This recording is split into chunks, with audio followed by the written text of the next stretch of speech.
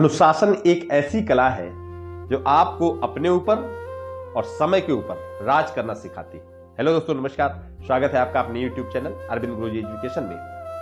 रात के लगभग 12:30 बजे थे।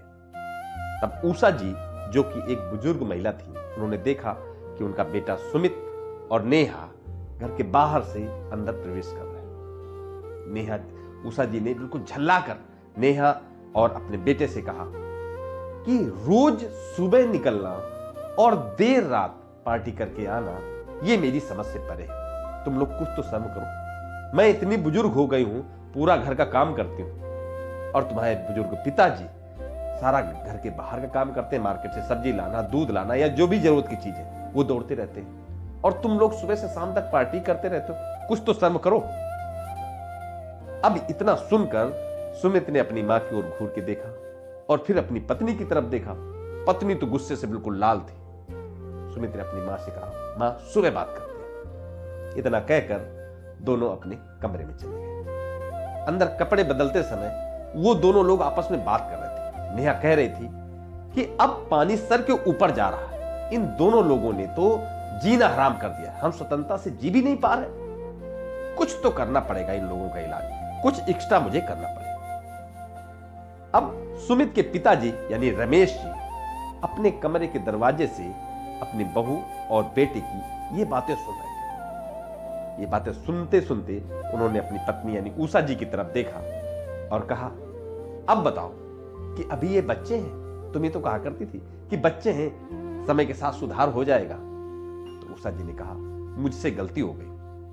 आप भी तो डॉक्टर हैं, आप ही कुछ इस बीमारी का इलाज करिए। तो रमेश जी ने कहा, इस बीमारी का इलाज मेरे पास बहुत पहले था, वो तो तुमने रोक दिया था। नहीं, अब तक सारा कुछ मैं ठीक कर देता। अब रमेश जी ने अपनी पत्नी से कहा, अब तुम पिघलना मत और मेरे निर्णय पर मेरे साथ खड़े रहना। और ये कहकर वो कुर्सी पर बैठकर सुबह होने का इंतजार करने लगे। जैसे ही सुबह हुई, रमेश जी ने जोर से आवाज लगाकर सुमित और नेहा को अपने कमरे में हाजिर होने का आदेश दिया। अब दोनों लोग रमेश जी के कमरे में पहुंचे। तब रमेश जी ने अपनी पत्नी से लॉकर में रखे हुए वो जो कोर्ट के पेपर हैं उनको लाने के लिए कहा। तो सुमित ने कहा, कैसे पेपर्स? और नेहा ने कहा, जो भी बताना हो आप जल्दी बताइए, मुझे जिम जाना है।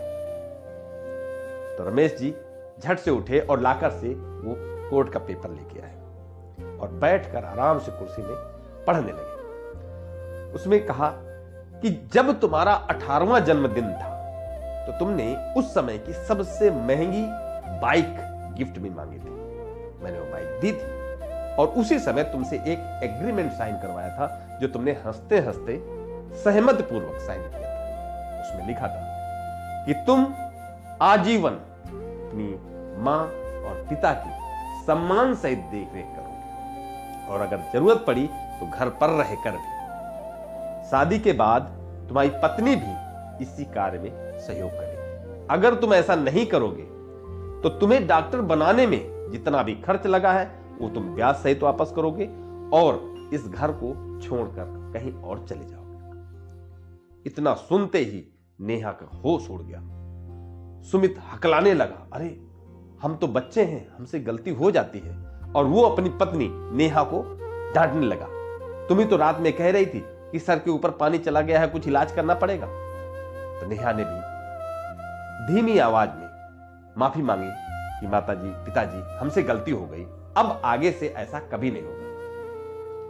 रमेश जी ने कहा, अगर तुम अभी से करना शुरू करते हो, अभी से अपने आप में सुधार करते हो, तो मैं यहीं से मान जाऊंगा। नहीं, मेरे पास एक वसीयत और रखी है कोर्ट की, जो हमने खुद बनवाई है, कि हमारे बाद ये सारी संपत्ति वृद्धा आश्रम को। रमेश जी अपनी बात पूरी भी नहीं कर पाए कि दोनों बहू और बेटे रमेश जी के पैरों में पड़ गए कि हमसे गलती हो गई और अब आज से हम आपके अनुसार और अनुशासन में रहकर ही कार्य करेंगे। रमेश जी ने कहा, तो ठीक है, अभी से शुरू हो जाओ। अब नेहा तो अपना जिम भूल चुकी थी, रमेश अपना आराम करने का समय भूल चुका था। नेहा तुरंत रसोई घर की ओर भागी और सुमित अपना झोला उठा के बाजार से सब्जी लेने और दूध लेने के लिए निकल पड़े। अब रमेश जी ने मुस्कुराते हुए अपनी पत्नी यानी उषा जी की तरफ देखा और कहा, देखा मैंने कहा था बीमारी का समय पे इलाज करना ठीक रहता है, नहीं तो नासूर बन जाती है। आज अगर ये हमने समस्या न हल कर ली होती तो आगे चलकर ये समस्या और बड़ी हो जाती। अगर ये कहानी, ये मैसेज आपको अच्छा लगे तो अपने दोस्तों के साथ शेयर जरूर करें। नमस्कार।